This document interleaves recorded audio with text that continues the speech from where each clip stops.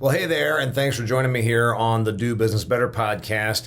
I thought I'd stick with a theme that I touched on social media here a week or so ago. August 1st begins my 29th year. That's right. So here, if you're listening to this, I'm recording this in August of 2022, and that means that I'm in my 29th year of running my own enterprise. And I thought, wouldn't it be cool to share 28 tips, takeaways, lessons, and thoughts and considerations based on 28 years of running my own enterprise. If you run your own company, if you have your own business, if you're self-employed, if you're in the gig economy, if you are entrepreneurial, you have lessons, takeaways, and tips. And I thought, hey, this would be kind of cool to see where yours mesh up with mine. If you don't have your own business and you aspire to, let me give you the Cliff's Notes and basically maybe cut through some of the clutter, or more importantly, some of the hard lessons you're going to learn. So that's what we're doing here today. I'll expand on each of these. Just want to make it kind of fun and interesting for you.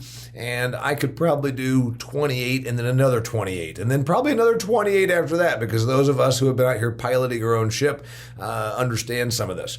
28 takeaways from 28 years running my own business. Number one, it's your show, but it's their dough. As most of you know, I started my career when I quit corporate America as a 25-year-old. I was attempting to be a political comedian, and I built a business around being a political comedian. Comedy is very, very difficult to make into a business. Lots of people get stuck at the open mic night, never get past that. So looking at your business as a show, which is or is not, but the point is, what you do, your product, your offering, your service, it's yours. Cool, awesome, but you do it for other people. It's your show, but it's their dough. Don't ever forget that every dollar you're going to make for the rest of your career is somebody else's dollar right now. You've probably heard me say this in past episodes. If you picked up my book, you know there's something I swear by, but it's something that's so crucial it's worth repeating. That's why I'm putting it out here again, that no matter how brilliant you are, no matter how amazing you and your offering might be, it still has to sell to somebody else. So don't ever forget that it's their dough, even though it's your show. You need their money to have a business. That's something that I think was the number one lead off when I said, what's my 28 years in business taught me? Number two, you are replaceable. We misuse the word unique. Unique is something that we toss around all the time. It's about like passion. God knows everybody's passionate about stuff right now. But unique means having no like or equal. Is your business really that unique? Does it have no similar, no like, no equal? You're pretty damn arrogant if you think that. I was a Bill Clinton impersonator. Professional Bill Clinton impersonator, dressed up as Bill Clinton, came in, did an act for your corporate event 20-some years ago. And even then, it wasn't the only one. There were others that did this. And if there weren't, there were close similes. Somebody else that did political comedy that could have been plugged in. The point is, I always work at being different by being somehow in a different stratification so that you don't get compared. It's a constant battle to differentiate yourself from all of the other offerings. But the reality is you're not probably unique. Therefore, you're probably replaceable. Don't forget it.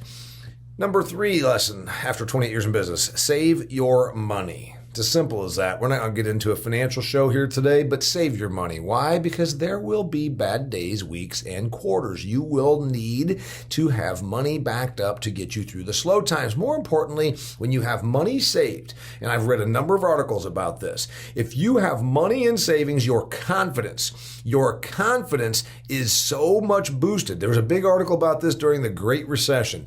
People that were sitting on $20,000, $30,000, $50,000 that they didn't have to have that moment weathered that recession so much better, not because they used it, but because they knew that it was there if they could use it. And therefore, they kept their businesses going and they kept a level head and they did not get desperate. Save your money. You will not only use it, you will not only need it, more importantly, it will be there to give you confidence to get you through the slow times. And you will not be making business decisions out of desperation.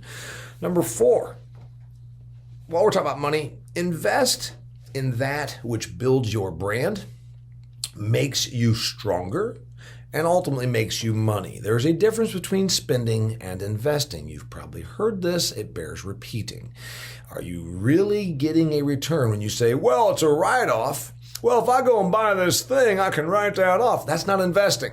That's not even tax strategy as well as much as you might think it is. It's blowing your money and then justifying it. Invest in that which makes you money, builds your brand, keeps you around for the long haul, has a long-term capital plan. Invest in marketing, invest in the things that build your brand and build your company and build you, make you stronger, make you more educated, make you more in demand in the workplace, in the marketplace. Number 5, don't ever forget that people care about themselves. You know my buddy Bruce Turkel, he wrote a book all about them. He's in branding and marketing genius. He's got an entire book about this concept. I'll boil it down to this because I actually put this in a book before I ever even knew Bruce Turkel. That guess what? People care about themselves. You do too. You're not an exception. You do things because it's good for you generally. You buy things because it does something for you. Make your product, your offering, your service about them, meaning those who you serve, those who are your customers. People care about themselves. Oh, but we got to tell our story. I hear this all the time. You know, I work in agriculture. Oh, you got to get out there and tell your story. Tell your story. People don't give a shit about your story until your story impacts them or gives them some benefit or value. Make it about them. Number 6, the confused customer does not buy. How simple is your marketing? How succinctly can you define what you do for a paying customer? How simple can you make it for them? The confused customer does not buy. Well, we've got this, and this, and you know, we go over here, Oh, and you know what? Also, we can do this, and you know what? Our company does this. Well, wait a minute. I thought I came here for a garage door opener. You've just terrified me. I'm going to just hold off on my decision because I'm not sure I understand all that you threw at me. Pull back and look at your marketing, your messaging, and how simple it is for people to comprehend what it is you do for them.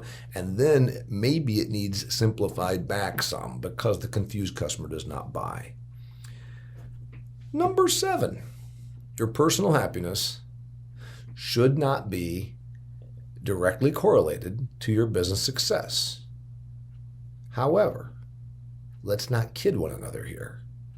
Usually, your professional and personal life walk in lockstep down the same pathway.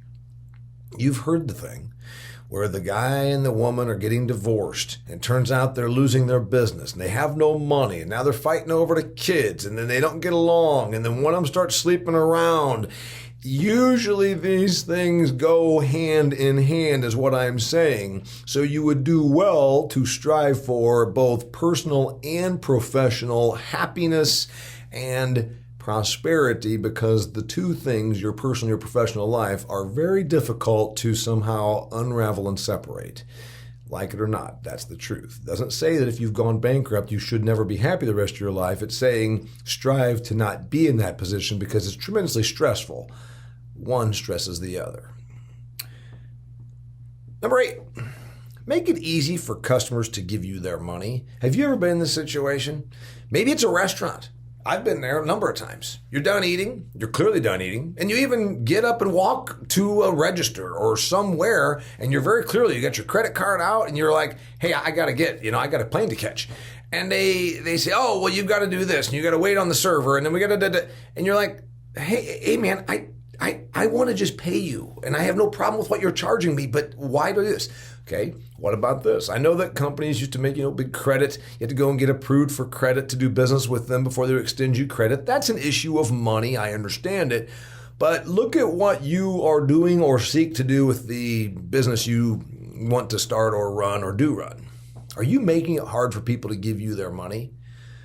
I myself did not take credit cards for my speaking business and my book and product sales. Until about 5 years ago, I said, Lori, seems kind of silly. We just assume that they can cut checks, but some of these people are independent out here in their regions. They run a territory, and they just are used to paying stuff on credit card. Let's just go ahead and make it so we can take their credit cards.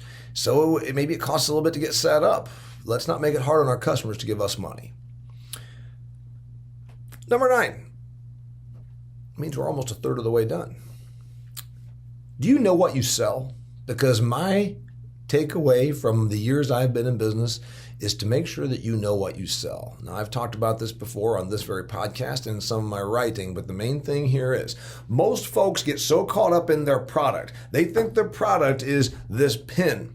And the reality is nobody wants this damn pen. This pen that's in my fingers right now. If you're listening and not watching, I'm holding a pen. I'm shaking at the screen. Why am I doing that? Because nobody cares about this pen.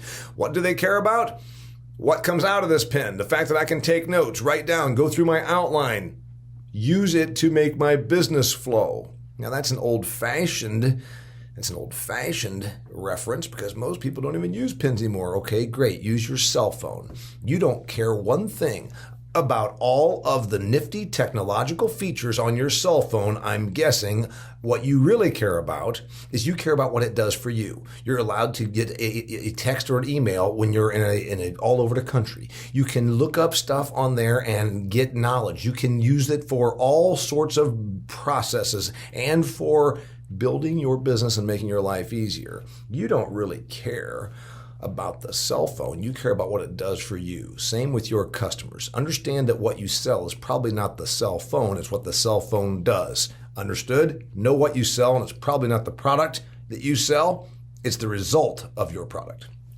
Number 10, read. Simple as that. You don't have to read my books. Maybe you have, and I hope you have. But read. I read a Wall Street Journal, I read different news magazines, I read farm agricultural stuff, I go online and pour through different media. Why? I want to stay sharp. Most people do not read. It's tragic. Even college educated people, most of them have not read a book since they were last assigned one on campus. Read. Read publications, news publications, business books, self-help books. Read stuff that you might even disagree with so you understand how other people are thinking or what they are consuming in terms of media. Read. Number 11, realize that time is all you have. That's all we got on this earth. Time. Oh yeah, we got our brains. We might have our health. We've got the baggage we create for ourselves. We've got the stuff we create for ourselves, good and bad. We've got the baggage. We also got the accolades, the education, the experience, the knowledge. But ultimately what we have is time. And use it wisely. Use it to better yourself. Use it to enhance your position in life. Use it to make things better for those that you care about. Use it to improve the lives of those that you don't even know, but you care about because you're humanitarian. Use your time to enrich, to educate. I did a big thing about the E's, that I wanted to make sure that my time was more focused on the E's, meaning not being wasted, but on things like enterprise, exercise, education, enrichment, and enjoyment. Those are my 5 E's that I try to look at activities and say, is it doing one of those 5 things? Time. How are you investing yours? Not overwhelming you yet, I hope. Number 12, in my 28 years, therefore 28 takeaways for running your own business. The ability for you to prioritize will indeed determine the success you have. I've been involved in so many situations over the years. In fact, when my brother, the farmer, was still alive, we observed something going on within my family, something that they thought was a priority, and the people that were prioritizing this non-priority happened to all have standard jobs. And I said, how do they think that this is the most important thing we need to tackle right now when we're dealing with this issue? It happened to be my mom and her estate, etc. And he said, Damian, most people are not self-employed like you and me. They have a hard time with prioritization. There is stuff that's way more important than other stuff. Now, you're either hiding from the important stuff by doing the less important stuff because you don't want to tackle the big thing, or you don't understand prioritization. The reality is some stuff's more important than others, and some stuff doesn't matter at all. Prioritization is going to be a key in dictating your success. Number 13, activity is not productivity. You hear what I said? Activity is not productivity. There are people that you know who are just busy little bees. They buzz from sun up to sundown. The hell of it is they're not really that successful. Why? Because they think being busy is being productive. There is a thing called smart work versus hard work. I'm busy also. But I try to make sure that my busy is building my business and concentrating on revenue generation versus just unnecessary busy work. Some people hide in their busy work because they don't want to actually take on the big challenges or the stuff they're afraid of doing or the stuff that's not in their comfort zone. They stay busy doing stuff that they are comfortable doing versus the productive stuff they should be doing. Number 14. Adaptability to an ever-evolving marketplace is the key to your longevity. You don't believe me? Ask the television repairman that used to come to your home when you were a kid, if you're my age, and say, hey, how's business? Okay, if you're younger than that, maybe you're in your 30s and you're saying, TV repairman, yeah, there used to be such a thing. Every town had at least one. Nobody has a TV repairman anymore. Your ability to adapt to an ever-evolving marketplace is the key to your longevity. What's important about success? You can be a flash in the pan and make a whole bunch of money all at once, or you can stay around for the long haul. Usually, the longer you stay around, the more money you're going to have, the more comfort you're going to have. That's what you're looking for. Number 15, resilience is the most important character trait to success. I don't mind if you disagree with me on this. I wrote a book called Do Business Better. As you know, it's what spawned this podcast. I said there was 4 critical traits that you most likely are born with or not. And if you don't have any of these 4, entrepreneurialism is going to be a struggle. And I said they are risk tolerance. I said they are vision. They are resilience, and they are work ethic. Those are the 4 things that you're going to have, and you better have if you want to be a success. So the point is, I think resilience is the most important thing. It's very difficult to beat the person who refuses to be knocked out. 28 years of running my own enterprise, Mrs. Mason said something very complimentary to me just a few months ago, 3 to 7 months ago, I guess it was. She said, Damian, you've got the next thing going and you started another venture, and I just got to tell you, they'll knock you down, but they will never knock you out. I thought that was probably enough to make me tear up because I'm very, very happy that my wife is proud of my resiliency. Are you resilient? I hope you are. Number 16, if you're doing it for free, if you are doing it for free, it better be a volunteerism thing. It better be for charity. It better be for you to help somebody in need. But if you are doing it for free and you call it business, it better be then just to build your expertise and experience until you can begin charging for it. Call it like an internship, a residency, a training mode. But eventually, if you're doing it for free, it's not a business because we are in business to make money. If you're doing it for free, make sure you have a reason for doing it for free until you can get to where you're doing it for fee. Number 17. By the way, we're more than halfway done. See, we're flying through this stuff.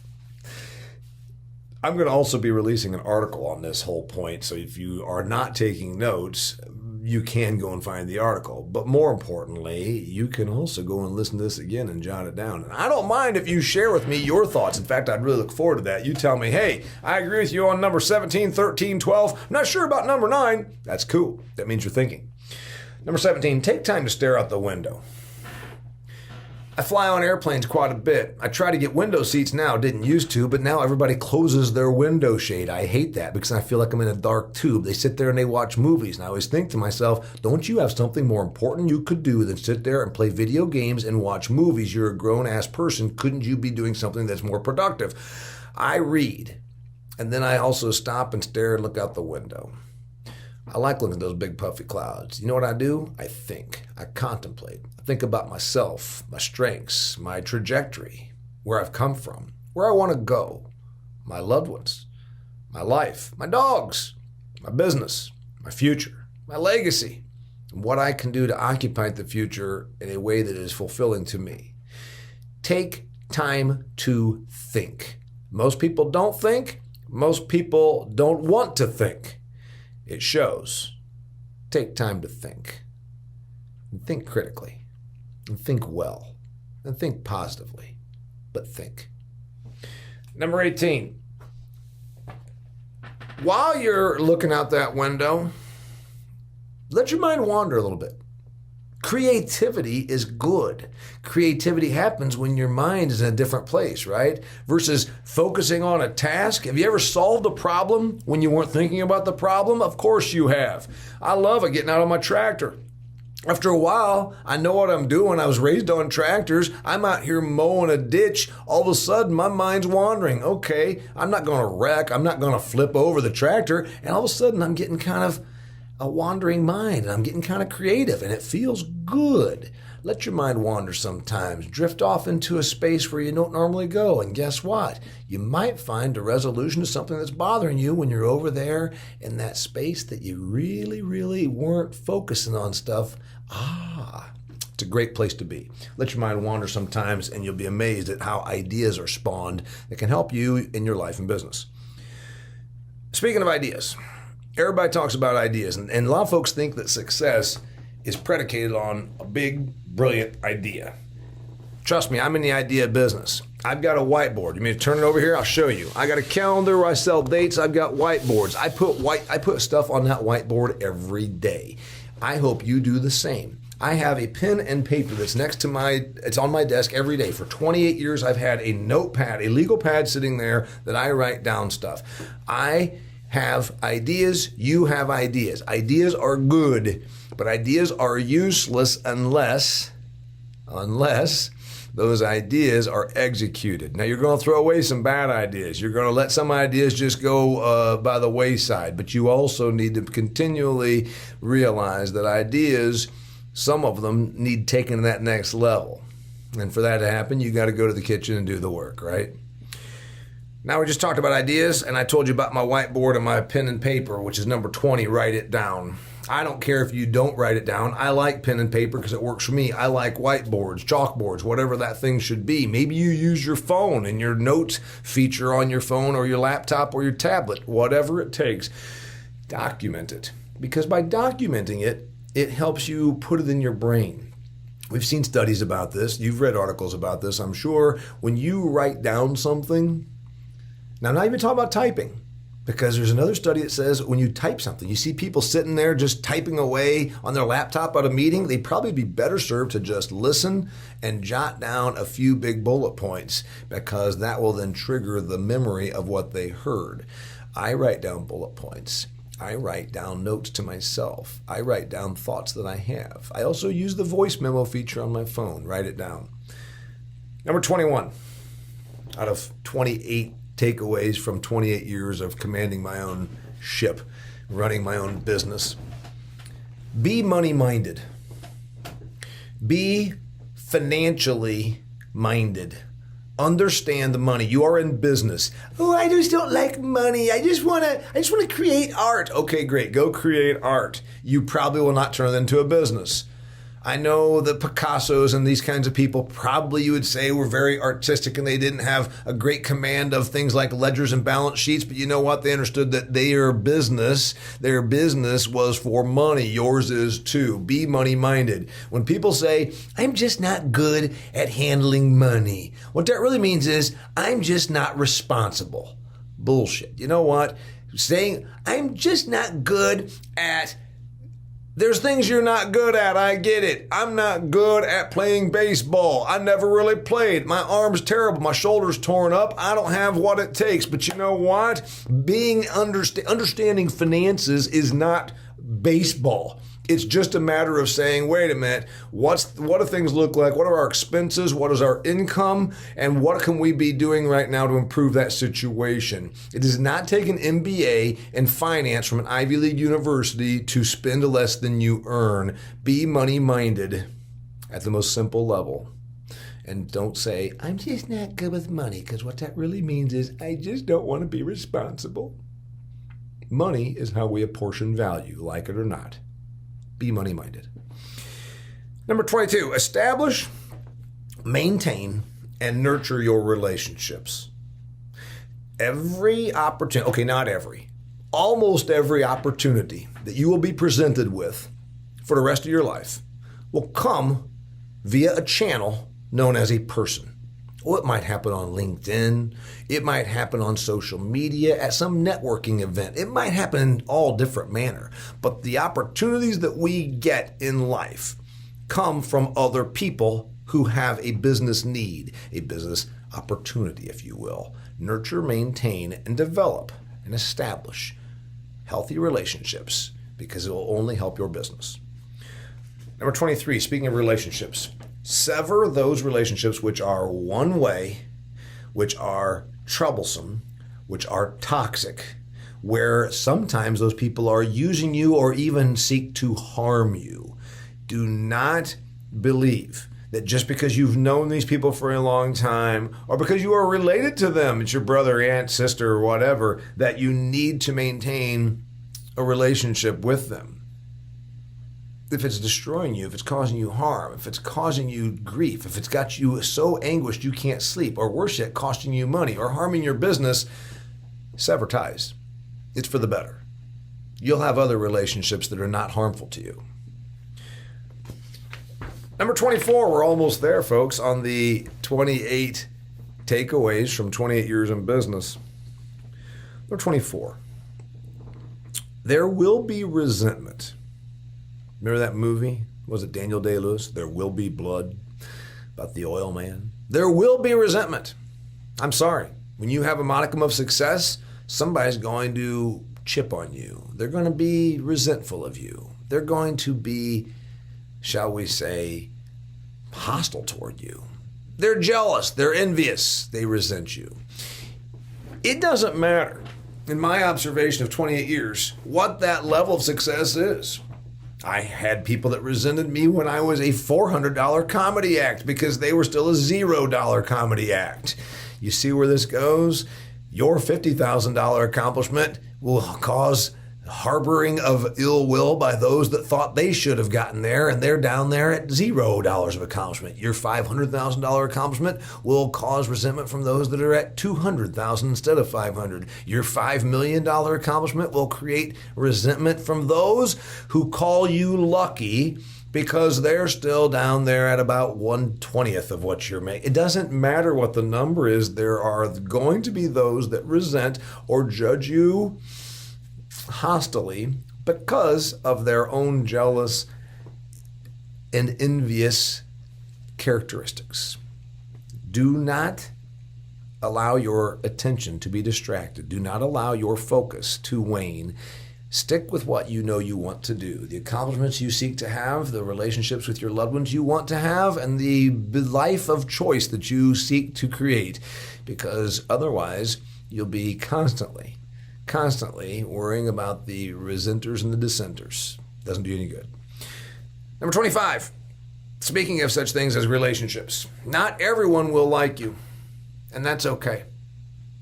You know, it's interesting. I dated a girl back in college and she said something pretty smart. She says, you know, the opposite of love is not hate, it's indifferent. And she maybe wasn't the first person to say that. She may have read it in some book, or maybe somebody I have no idea. But it's a very accurate statement. The opposite of love is not hate, it's indifference, right? Love and hate are both very intensely felt emotions. But there's this thing now, it goes along with social media. How many likes did you get? I want to be liked. I want to know that people like me. You know, the old Sally Field, I started, people like me. Well, the reality is, if you stand for something, if you have convictions, if you have beliefs that you are unwavering about, when you stand for what you have built, when you stand by people that have helped you build it, when you stand by people that are your loved ones, you will have those that do not like you or what you stand for. So you can stand for that and know that you have convictions and balls and backbone, and you sleep at night knowing that you stand for something. Or you can be weak and stand for nothing and look for superficial likes. Oh, I like him. Because generally those people that like you don't really ever love you, and they're not really going to go to bat for you. So it's a real simple thing. You're going to be unliked by some folks, and that's okay if you stand for something. And I'm not telling you have to. I just know that there's going to be those that will not like you if you stand for something. Number 26, brains and talent. Are they key to success? They help. Being smart is better in life than being dumb. Being talented, like that baseball player that I don't have that talent. It's better to be a baseball player if you have talent. But brains and talent can be overrated. if there's no work ethic. Work ethic is truly work ethic, a code of responsibility, a sense of responsibility, and a work ethic will go a heck of a long way for anybody that thinks that it's all about brains and talent. There's lots of unsuccessful, smart people because they don't have the work ethic. There's lots of unsuccessful, talented people that could have been something. We've all heard that, right? Boy, she was really good. Could have been this. But what was the key? Was it bad luck or was it bad work ethic? You know which one it is most of the time. Number 27. Speaking of brains, do not allow your grades or a test score that happened back when you were a teenager to dictate who and what you are today. We've all been there. We've probably flunked a class or two. Maybe we haven't. I have. And if you didn't, good for you. But remember, the grades and the test scores that you had 5, 10, 25, 30 years ago are not really as important now as they were the day that you sat down at that desk and took those tests and got that grade. What matters now is constant performance, constant improvement, continual learning. More importantly, those failures that you might have had probably made you stronger. It might have told you, hey, I'm not meant to be a physicist, but it also doesn't mean that you still can't be very successful just because you got a bad grade or bad test score. Also the same thing with bad experiences. We've all had them. Are you allowing them to dictate who and what you are today? Don't be self-imprisoned by a bad experience, a bad test score, a bad grade, a bad result that happened 5, 10, 25, 30 years ago. Move on. You'll be fine. And also, it's very, very liberating to say, you know what, that might have been back then, but here's where I am now. I got a nice compliment, by the way, about that, who talked about the Damian as a student in 1989 or 90 versus the Damian of today. Because you know why? That was 33 years ago. It's all a different time. Lastly, 28. Know yourself, and your life and business will be much easier. Now, what am I saying when I mean that? Know what motivates you. And I shot a video about this. When I quit my job 28 years ago, I was a 25-year-old man working in corporate America, and I thought, this is great. They give me expense account, I've got a car allowance, I've got benefits, and they're telling me that in another 5 years I might get a promotion and be a regional manager. This is great. And after a while it dawned on me, that's not really what motivated me. What motivated me was the idea of independence. Specifically, I wanted to be in charge of my own compensation. I wanted to be able to create something. I wanted to put out something, be it a book, a comedy show back then. I wanted to create something. My farm, the beef products that I used to create. I like creating things and seeing value be created. And sometimes there are roles in corporate and in government positions that you don't ever see anything come to fruition. You don't create anything. I wanted to be creative, and I wanted to be in charge of my own compensation because of my work ethic. That's what drove me. Why am I telling you about this? Because it's critical that you know yourself. What motivates you and what does not motivate you?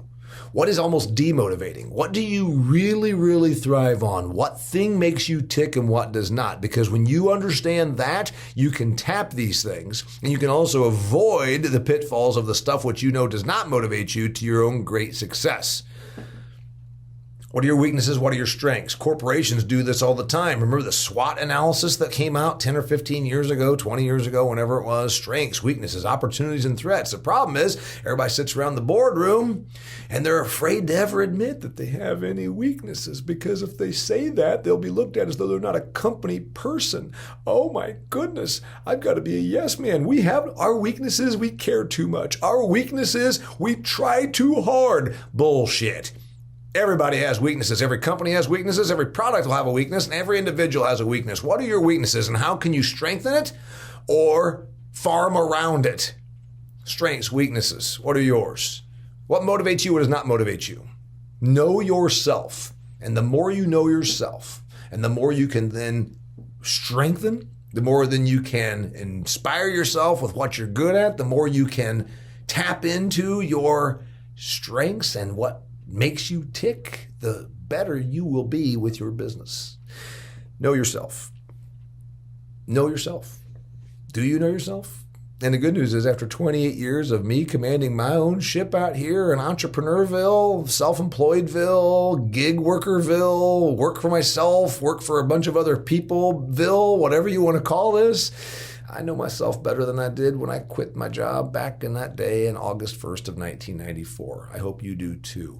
Those are my 28. You've probably got your own 28. Maybe you have your own 2.8, whatever it is. I'm glad you tuned in. I very much appreciate you doing this. Share this. Please share this episode with someone that can benefit from it. It's not rocket science, but then most things are not. Share this as a video. You can go on the Damian Mason channel on YouTube and please hit subscribe. Don't cost you nothing. And I would really like you to give me any feedback you might have if this was helpful to you. And I certainly hope that it was. Till next time, check out all my stuff at DamianMason.com. Follow me on social, LinkedIn, Instagram, Facebook professional page, and also, where did I miss? Instagram, Twitter, all those things. Anyway, thanks for being here. Till next time, keep doing business better.